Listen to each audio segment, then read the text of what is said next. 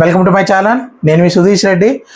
Family star తర్వాత మళ్ళీ ఇదే రివ్యూ చేస్తున్నాయి. మధ్యలో వచ్చిన సినిమాలన్నీ కూడా నేను కూడా చూడలేదు, ఎందుకంటే చూసే అంత ఇంట్రెస్టింగ్గా అయితే క్రియేట్ కాలేదు కాబట్టి. మొన్న నిన్న నైట్ రత్నం మూవీకి వెళ్ళొచ్చా. అదే మన విశాల్ గారు ఆల్రెడీ తెలుసు కదా, తమిళ్లో మంచి పాపులారిటీ ఉన్న హీరో, మన తెలుగు వాడే.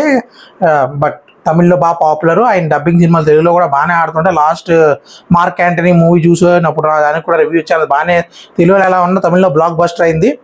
ఈ మూవీ కూడా తమిళ్లో నుంచి తెలుగులో నుంచి డబ్ చేసిన మూవీ. అండ్ అంతకుముందు పూజ అనే సినిమాతో విశాల్ గారికి ఒక block buster career best hit ఇచ్చిన, అండ్ తెలుగులో కాదు అంత తమిళ్లో కూడా.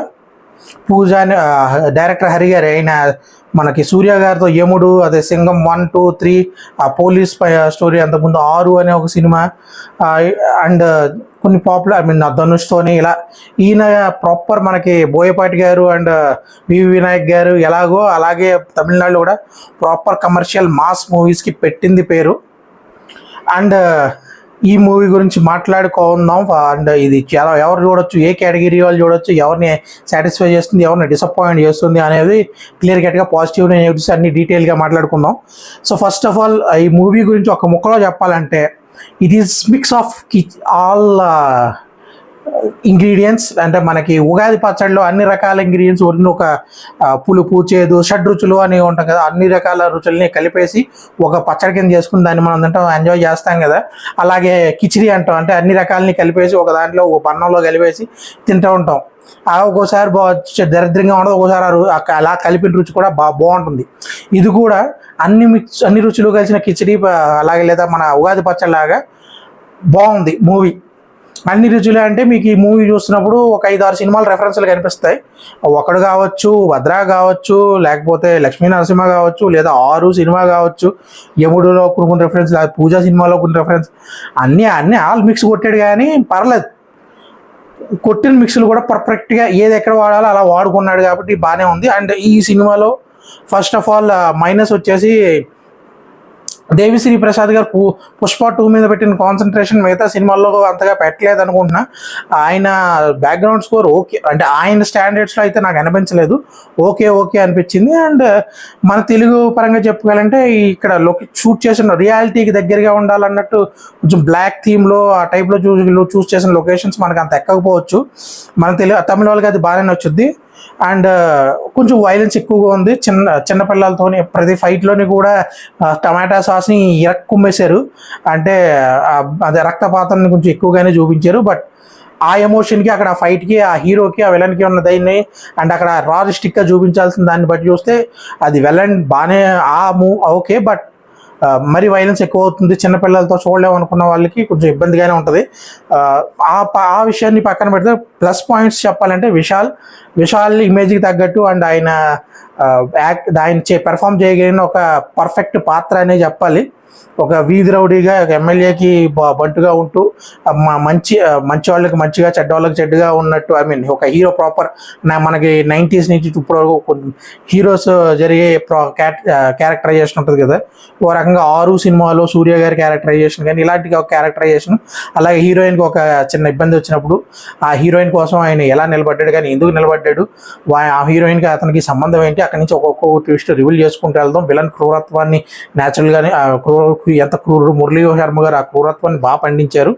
అలాగే సముద్రగని గారు విశాల్కి సపోర్ట్ చేసే పాత్రలో చాలా మంచి మాస్ కొన్ని సీన్స్లో గూస్ బంప్స్ మూమెంట్, మనకి ఆసక్తి కలిగించే పెర్ఫార్మెన్స్ ఆయన పవర్ఫుల్ క్యారెక్టర్లో ఆయనే ఇచ్చారు. అలాగే లాస్ట్లో గౌతమ్ వాసుదేవ్ మీనన్ గారు ఉన్నది ఒక సీన్ అయినా మంచి రక్తి గట్టించారు, మంచి పవర్ఫుల్ డైలాగ్స్తో. అలాగే మురళీ శర్మ ఓకే అనిపించారు, అంత గొప్ప ఇంప్రెషన్ అయితే ఏం కలగలేదు. దీనిగా ఎంతకన్నా కొంచెం బెటర్గానే చాలామంది చేశారు నాకైతే అనిపించింది. ఓవరాల్గా సినిమా గురించి చెప్పాలి అంటే, ఒక 10-15 ఇయర్స్ నుంచి మాస్ ఆడియన్స్ మిస్ అయిన మాస్ ఎలిమెంట్స్ అన్నీ ఈ సినిమాలో ఉన్నాయి.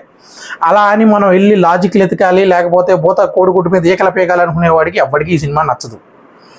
ప్రాపర్గా మాస్ ఎలిమెంట్స్ని ఎంజాయ్ చేస్తూ ప్రాపర్గా ఓకే ఎంటర్టైన్ అయ్యి ఒక మాస్ సినిమా చూసి వచ్చాం అనే వాళ్ళకి పర్ఫెక్ట్ మూవీ ఇది. ఈ మూవీ బీసీ సెంటర్లో అల్లాడించవచ్చు. అండ్ మేబీ సిటీస్లో అంతగా ఎక్కబోతుంది అంటే మనకి ఏమంటారు కొంచెం హై లెవెల్ స్టాండర్డ్స్ కావాలి కదా. అంటే ఎడారిలో ఓ రోజు ఒక 40 రోజులు నడడం, లేకపోతే మంచు కొండల మీద 2 సంవత్సరాలు సెకండ్ హాఫ్ అంతా నడిపించేయడం, ఇలాంటి జీనియస్ హై బ్రిలియంట్ కొండను తవ్వి ఎలకని పట్టే అంత జీనియస్ మూవీస్ని మనం బాగా ఎంజాయ్ చేస్తాం. కాబట్టి ఇక్కడ కొంతమంది అలాంటి కేటగిరీ వాళ్ళకి ఇది నచ్చదు. బట్ ప్రాపర్గా ఎవరైతే మాస్ మూవీస్ని లైక్ చేస్తారో, మాస్ ఎలిమెంట్స్ కోరుకుంటారో వాళ్ళకి ఈ మూవీ పర్వాలేదు అని, మరి ఎక్స్ట్రాడినరీ సూపర్ హిట్ అనే కేటగిరీలోకి అయితే వస్తారు. డిసప్పాయింట్ అయితే చేయదు 200%. సో మీరు చిన్నపిల్లల్ని పక్కన పెట్టి ఫ్యామిలీతో మీరు వెళ్ళి రండి. చిన్నపిల్లల్ని కూడా అంటే వైలెన్స్ కూడా కొంచెం ఉంది కాబట్టి చిన్నపిల్లల్ని నేనైతే ప్రిఫర్ చేయను. అండ్ కొంచెం హీరో హీరోయిన్ మధ్య ఉన్న లవ్ స్టోరీని హీరో పాయింట్ ఆఫ్ వ్యూలోంచి తీసుకుని హీరో హీరోయిన్ మధ్య ఉన్న లవ్ స్టోరీని కూడా హీరో పాయింట్ ఆఫ్ వ్యూ నుంచి ఆలోచించిన, హీరోయిన్ పాయింట్ ఆఫ్ నుంచి ఆలోచించిన ఇద్దరు కరెక్టే అనిపిస్తుంది. అండ్ దానికి లాస్ట్లో ఆయన క్లైమాక్స్లో ఇచ్చిన జస్టిఫికేషన్ కూడా అంతకుమించి ఇవ్వలేరు అనిపిస్తుంది. అదొక అండ్ ఇంతటి దాంట్లో నేను మర్చిపోయింది ఆ విషయం ఏంటంటే, వీళ్ళిద్దరి మధ్య ఉన్న ఆ ఎమోషన్ ఒకటి కొంచెం డిఫరెంట్గానే ట్రై చేశారు. అండ్ అది అందరికీ కనెక్ట్ అవుతుందంటే ఎస్, ఆలోచించి చూస్తే కొంచెం రీజనబుల్గానే. అండ్ అది ఒక హీరోయిన్ పాయింట్ ఆఫ్ వ్యూ నుంచి, హీరో పాయింట్ ఆఫ్ నుంచి కూడా ఆలోచించి చూడాలి. కాబట్టి ఈ లవ్ స్టోరీ కూడా ఆయన బాగానే జస్టిఫై చేశాడని నేనైతే అనుకుంటున్నా ప్రాపర్గా. ఎస్పెషల్లీ ఆ క్లైమాక్స్ కానీ, లేకపోతే అంత ముందు జరిగిన సీన్ కానీ. ఇంకొక చిన్న విషయం ఏంటంటే, ఆ లెంత్ ఒక 10-15 నిమిషాలు ట్రిమ్ చేసుకుని ఉంటే ఇంకా క్రిస్పీగా ఉండేది మూవీ అనుకున్నా. మధ్యలో కొంచెం బోర్ కొడుతుంది సెకండ్ హాఫ్లో. సో ఇవన్నీ పక్కన పెడితే ఇవన్నీ కలిపి చూసినా కూడా ఈ మూవీ మాస్ ఆడియన్స్కి వర్త్ ఆఫ్ వాచింగ్.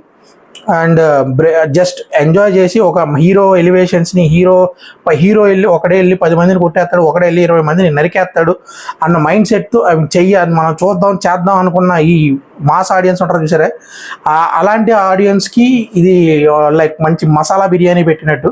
లేదు మనం సినిమాలు మనం కొడుకు అసలు ఏం చేసాడు, ఇది ఆ అడుగు కుడి పక్కన వేయాల్సింది ఎడం పక్కన వేసాడు, లేకపోతే షూలు వేసి కట్టుకోలేకుండా ఫైట్ ఎలా చేశాడు, ఇలాంటి తిక్కర లాజిక్లు ఆలోచించే వాళ్ళకి మాత్రం ఈ సినిమా అస్సలు చూడకండి. ఓకే, సో నా వరకు నేను ఈ మూవీకి 3 రేటింగ్ ఇస్తున్నాను out of 5. So please go and watch and enjoy this movie this weekend. శుభోదయం. అండ్ సారీ, ఈ వీడియో కనుక మీకు నచ్చినట్టయితే మీ ఫ్రెండ్స్కి షేర్ చేయండి, అలాగే వాళ్ళని లైక్ చేయమనండి. మీరు కూడా లైక్ చేయండి, అలాగే మీ ఫ్రెండ్స్ని ఈ ఛానల్ని సబ్స్క్రైబ్ చేసుకోమనండి. ప్లీజ్ నాకు సబ్స్క్రిప్షన్ చాలా అవసరం, చాలా తక్కువలో ఉన్నాను ప్లీజ్. బట్ స్టిల్ నేను ఇంకా కొత్త కంటెంట్ని పుష్ చేస్తాను. ఈ సమ్మర్లో ఒక మంచి కంటెంట్ ఐడియాతోనే ఉన్నాను. దానికి కొంచెం టైం పడుతుంది. బట్ ప్లీజ్ బీ సపోర్ట్ మీ. జై హింద్.